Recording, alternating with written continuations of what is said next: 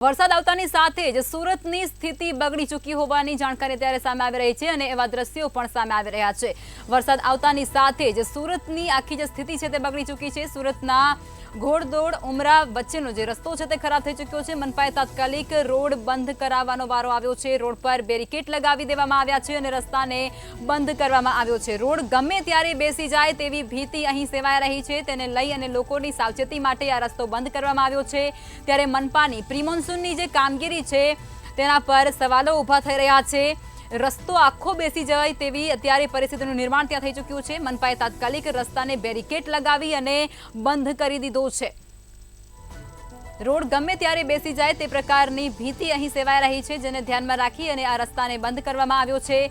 વરસાદ વરસતાની સાથે જ સુરતની અંદર સ્થિતિ વણસી રહી છે। સુરતના ઘોડદોડ અને ઉમરા વચ્ચેનો રોડ છે તે બેસી ગયું છે, ત્યારે મનપાએ તાત્કાલિક રસ્તો બંધ કરાવ્યો।